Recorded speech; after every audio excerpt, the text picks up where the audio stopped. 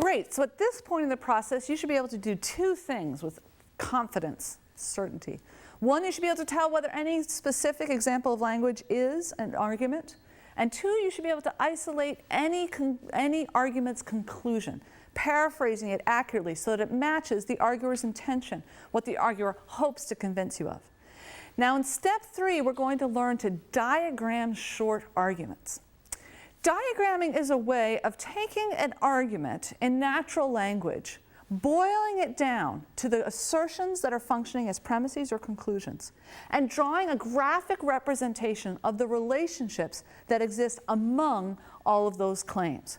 Although it's a relatively complicated process, remember that we're still in the mode of just trying to represent what the arguer is trying to do.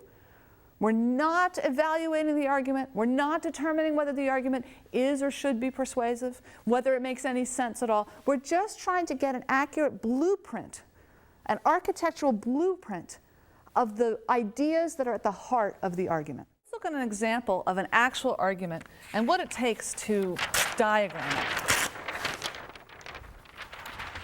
Let's look at this argument. I can't believe my mom took my credit card away. That is so unfair. I get great grades, I don't do drugs, and I babysit my little sister every Friday night. After all, I only shoplifted once. Now this argument, like a lot of arguments that we meet in our day-to-day living, has lots of claims in it that we're going to have to paraphrase in order to articulate the specific premises that are at work. However, it's clear that it is an argument. This person is trying to persuade you of something and is making claims that provide evidence for that conclusion. So let's take a look at what we need to do to turn this argument in natural language into a diagram. And remember, we're trying to boil the argument down to its most fundamental elements. A lot about diagramming is filtering out what is not important to us.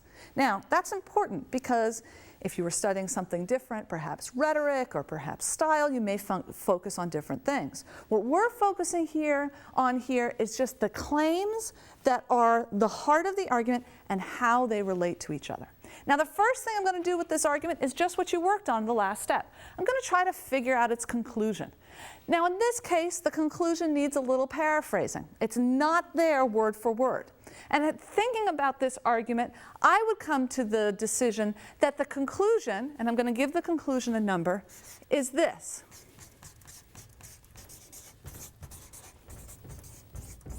My mom should not have taken my credit card away.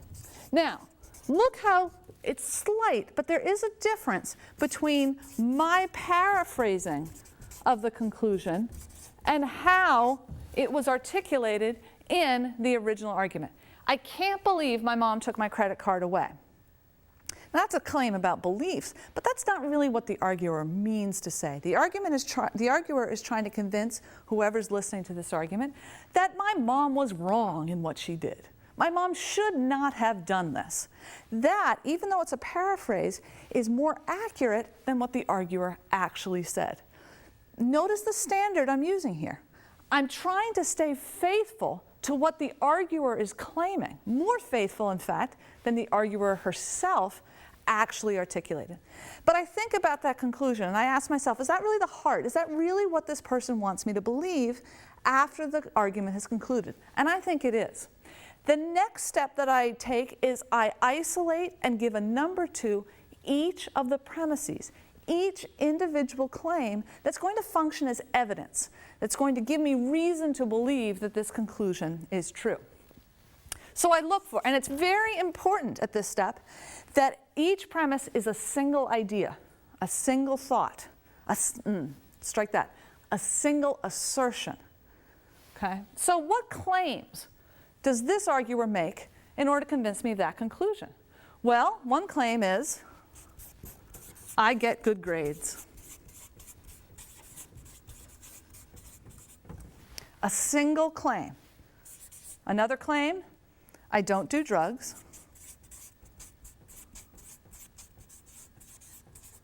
Another claim, I babysit my little sister. Now, notice I'm taking this almost word for word, But in the original argument, all of these claims were put into one sentence. I'm isolating them as individual assertions.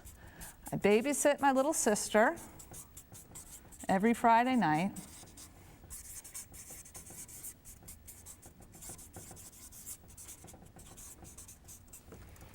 And I only shoplifted once.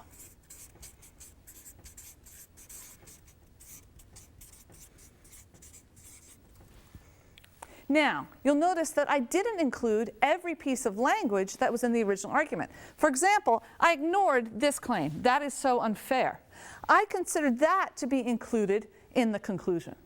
Some people may disagree and say, actually, that's a separate claim, and that's another premise, and that'd be, I think, an examples of where reasonable people could make slightly different interpretations of the same argument. So what I've done is I have taken an argument in natural language, isolated all of the individual claims that are implicit in it, and given each of those claims a number. I always start with isolating the conclusion first. You've already shown that you can do that very well. It's very important. It's easiest if that gives if that is being done first and is given the number one. And then after here, of course, things are going to be different for every person as they interpret. It doesn't really matter at all which claim gets which number, as long as you use it consistently. Okay, so I've boiled the argument down. I sort of filtered out anything that is not important for the structure of the argument. And keep in mind that as the arguments get longer, you may filter out more and more material. If you're dealing with a long, rambling argument that may be 3 or 4 pages, there may be entire paragraphs that don't have a piece of evidence in them. Again, you want to be fair, but you want to keep your eyes on only one relationship, the relationship of giving evidence for. The only thing you're concerned with in these arguments are the claims that are functioning as evidence and the claim that's functioning as a conclusion. Everything else is quite beside the point.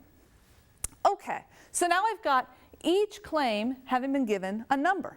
What I'm going to do, and in the next few sub-steps of this step, I will articulate much more clearly your options at this point. But I'm going to take the numbers that are associated with each claim and turn them into a diagram. This particular argument would come out looking like this.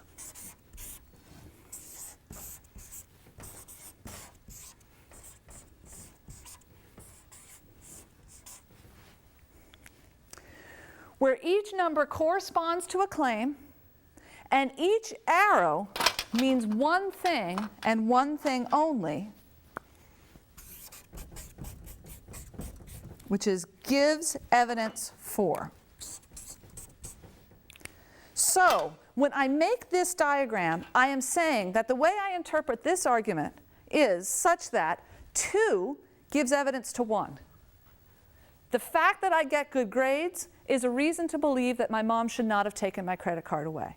3 gives evidence to 1. 4 gives evidence to 1. And 5 gives evidence to 1. In this step, when you're asked to diagram an argument, this is what you will be asked to produce. A list of claims that is numbered, with each number being associated with only one claim, not multiple ones combined into one number. And then a graphic representation of how those claims function together and separately, we'll get into that in a minute, in order to provide evidence for the conclusion. Now, in order to do that well, you're going to need fluency in 4 different ideas, and I'm going to go through each of those one by one. You're going to have to understand what a subargument is. You're going to have to understand what independent premises are. You're going to have to understand what dependent premises are. And you're going to have to understand what unstated premises are. All 4 of those will be fundamental aspects of a given diagram. The good news is any argument of any length, of any topic, of any complexity can be diagrammed using only those 4 concepts. So let's take each one of those one by one.